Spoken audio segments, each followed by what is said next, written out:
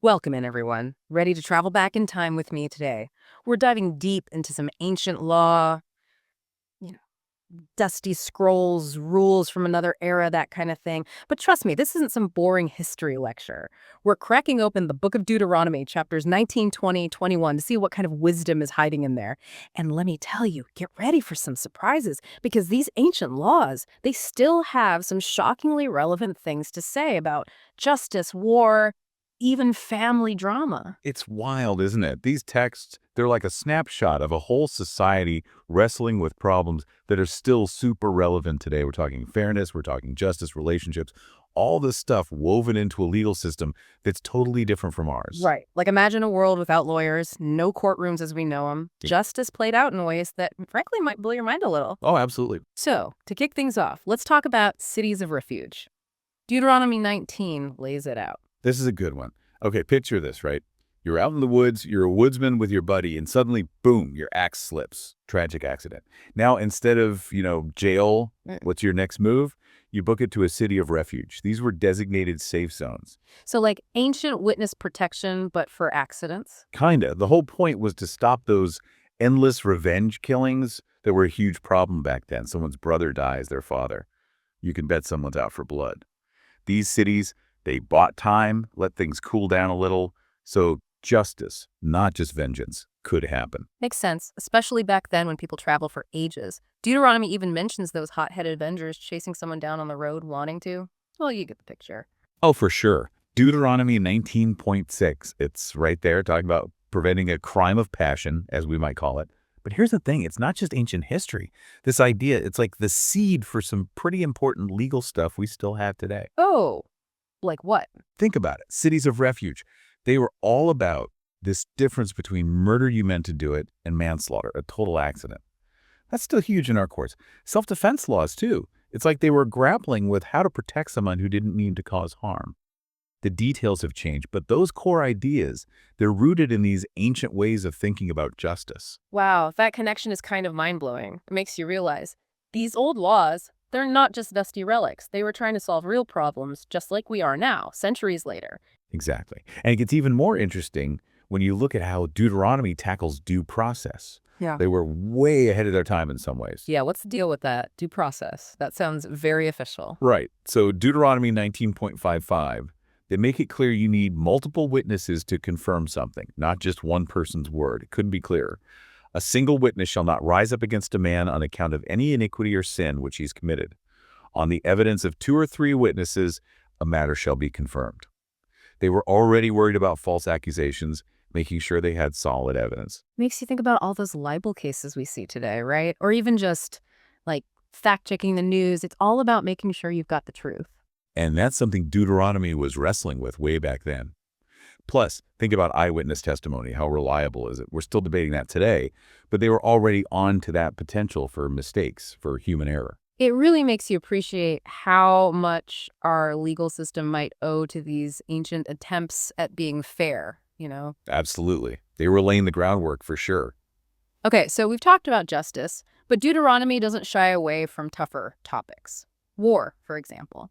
And this is where it gets really interesting, because there are rules for who had to fight. Let's just say they had some unexpected exemptions. Oh yeah, this is where those ancient values really clash with our modern sensibilities. Give us the rundown who got to skip out on going to war. All right, buckle up. So, first off, if you've just built a house, like literally just finished it, but haven't moved in yet, exempt. Planted a vineyard, but haven't had that first harvest, you're good, stay home. And get this, engaged to be married. You guessed it, no war for you. Wait, so they couldn't even be like, hey man, congrats on the engagement, but the kingdom needs you.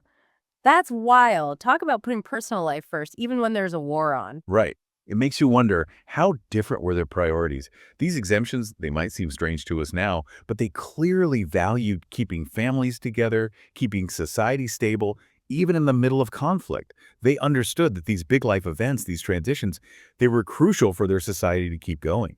It's such a stark contrast to how we think about military service today. Yeah, we've got conscientious objectors, maybe some family hardship exemptions, But delaying a war because someone just built a house, that's next level. Right. It's a different world, that's for sure. It really makes you think. Okay, so Deuteronomy, they're clearly not afraid to tackle the big stuff, war, justice. But they also get into some pretty intense family matters too, right? Rebellious sons, inheritance battles. It's like the stuff of a soap opera, only it's ancient law. You're telling me. Ugh. And believe me, the drama is real. Deuteronomy 21, they get into this whole thing about the stubborn and rebellious son. Okay, I'm all ears. What makes this kid so different from like every other teenager who slams doors and ignores their parents? What's the big deal? Okay, so imagine this. You've Yeah. got this son, right? He's not just like forgetting to take out the trash. He's constantly defying you, breaking the rules, causing chaos, the whole 9 yards. Sounds like a handful. Total handful. And according to Deuteronomy 21, if your son was considered stubborn and rebellious, you could actually haul him in front of the city elders. Like a trial, but for being a terrible son. Whoa, put him on trial. That's taking it to a whole other level. I mean, what were they thinking? It seems intense to us, but back then, respect for your parents, that was everything. They called it filial piety, a really big deal. A son like that, he wasn't just a family problem, he was like a threat to the whole social order. So this wasn't like no PlayStation for a month. This was serious business.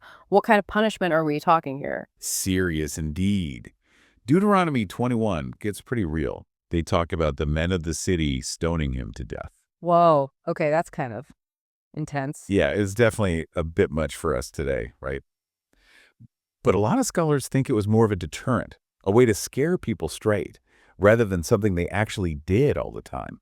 But still, it shows you how seriously they took disobedience, how important family and community order was to them. Definitely a different time. Makes you think about how parenting has changed, though, right? Like, thank goodness we've moved on from public stonings, but that struggle, how to handle a kid who's going off the rails, that's something parents still deal with. Well, for sure, it's timeless. And Deuteronomy, they're not done with family drama yet. Inheritance, oh boy, that's a whole other can of worms, especially when it comes to the rights of the firstborn son. Inheritance? Oh, yeah. That always gets messy, even today. What do they have to say about it? Okay, so Deuteronomy 21. They lay out these rules, and get this, it didn't matter if you were the favorite son or not. It was all about birth order. Really? So even if your dad liked your younger brother better, if you were the eldest, you were set. Basically, Deuteronomy 21.1517, it's all right there. Even if a man had what they called a loved wife and an unloved wife, yet they actually say that the firstborn son, no matter which wife he came from, he got the bigger inheritance, a double portion, the whole shebang. So even if the dad's heart was pulling him one way, the law was like, nope, tradition wins. That's wild. You'd think personal feelings would matter more, but nope. They were all about that clear line of inheritance. Order over emotions, that was the idea. It's kind of brilliant, actually. Less room for fights, for families to fall apart over who gets what. Right, like they were already trying to head off that drama at the pass. It makes you appreciate how much our ideas about family, about what's fair, how much that's all changed. Oh, totally. Different values, different priorities.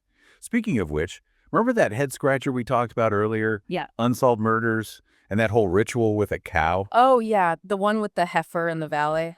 That was a weird one. Like, what was that all about? Okay, so picture this. Someone's found dead. Nobody knows who did it. Today, we'd call it a cold case. But back then, they had this whole ritual to deal with it. Deuteronomy lays it out. The elders of the nearest city, they had to take a heifer, young cow, hadn't been used for work or anything, down to this valley with a stream. Okay, I'm picturing it, but where's this going? They'd break the heifer's neck right there in the valley. Then the priests and the elders, they washed their hands over it, making this big show of saying they had nothing to do with the murder. Wait, so they'd sacrifice a perfectly good cow because of a murder they didn't even solve? Seems a little extreme, even for ancient times. What was the point of all that? It seems crazy to us, right? But it wasn't about punishing the cow or anything. It was deeply symbolic, a way for the community to deal with this unsolved crime, to try and find some kind of peace. So it was like they were saying, hey, this terrible thing happened. We don't know who did it, but we acknowledge it. We mourn the loss, even if we can't bring the killer to justice. Exactly. It was acknowledging the sanctity of life, the need for some kind of balance to be restored, even when they couldn't pinpoint the guilty party. Plus, don't forget, they believed in a God who saw everything, a God of justice. Maybe this was a way to appease him, too, to show they were taking it seriously. Interesting. So it was about closure, about the community trying to heal, even without all the answers. Makes you think about how we handle unsolved cases today, right? Even with all our fancy technology, sometimes we never find out what happened. That need for answers, for justice, it's a very human thing, no matter what century you're in. Absolutely. And Deuteronomy, they were dealing with those same human emotions, those same needs, just in their own way. And, Mhm. they didn't just have rules for people. They even had something to say about protecting the environment. Really? Okay, now I have to hear this. Ancient environmentalism, who knew? It's pretty cool, actually. Deuteronomy 20.1920, it's all about how you treat trees during war, of all things. Trees during war. Okay, now I'm really intrigued. So think about it, right? Armies attacking a city, they'd often destroy everything around it, farms, fields, even trees, cut off their resources, weaken them. But when it came to trees, Deuteronomy's got this to say, and it's kind of amazing. When you besiege a city a long time, to fight against it, to capture it, you shall not destroy its trees by wielding an axe against them, for you may eat from them, but you shall not cut them down. For is the tree of the field a man, that it should be besieged by you? It's like they're recognizing that trees have their own value, that we shouldn't just destroy them, even in war. Wow, that's wild. It's like they were saying, hey, trees aren't the enemy here. That's pretty forward thinking, actually, especially considering all the environmental problems we're facing today. Right. It's like they were onto something. It makes you think if they were thinking about sustainability back then, maybe we could learn a thing or two from them. But you're right, we've covered so much ground: justice, war, rebellious sons, inheritance battles, and now environmental protection. Deuteronomy, it really does pack it all in. It does, right. And here's the thing. Some of it might seem strange to us, outdated even, but it forces us to confront a different way of life, a different set of values.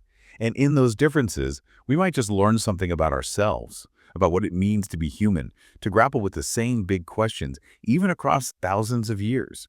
Absolutely. It's like looking through a window into the past, but realizing that the people on the other side, they weren't so different after all. They had families, they worried about justice, they wanted a safe and stable world for their kids.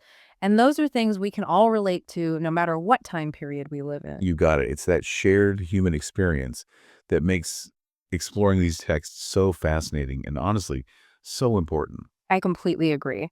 Now, we've talked a lot about justice, war, family dynamics, but Deuteronomy, they don't shy away from the more, shall we say, delicate aspects of life either.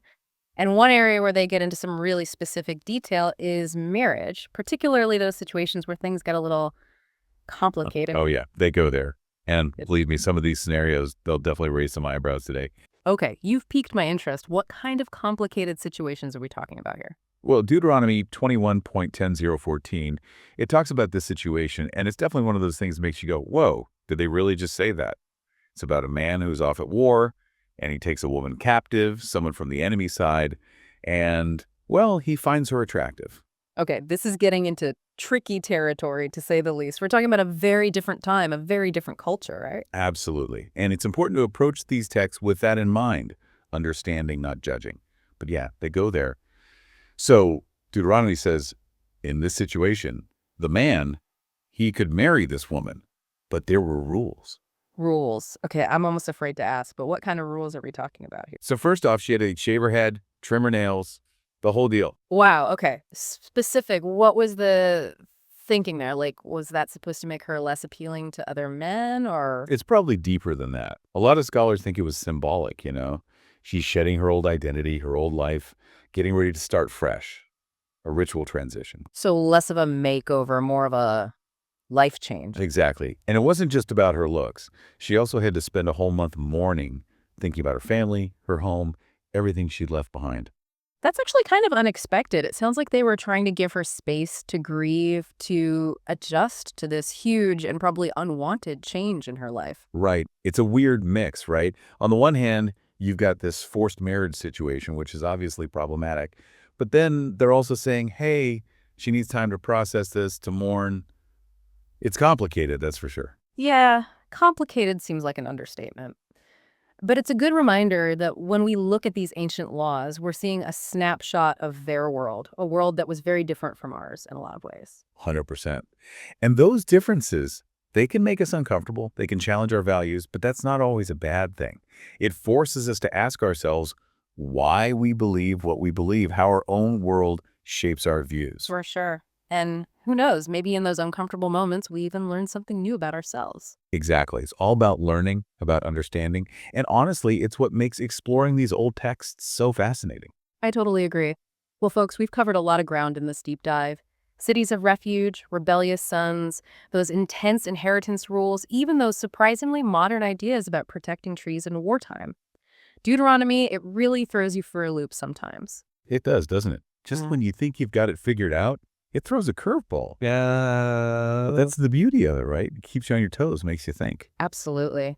It reminds us that history, it's not just dusty old stories. It's about real people, real lives, trying to navigate a world that, in a lot of ways, wasn't so different from our own. Beautifully said. And to our listeners out there, we want to hear from you.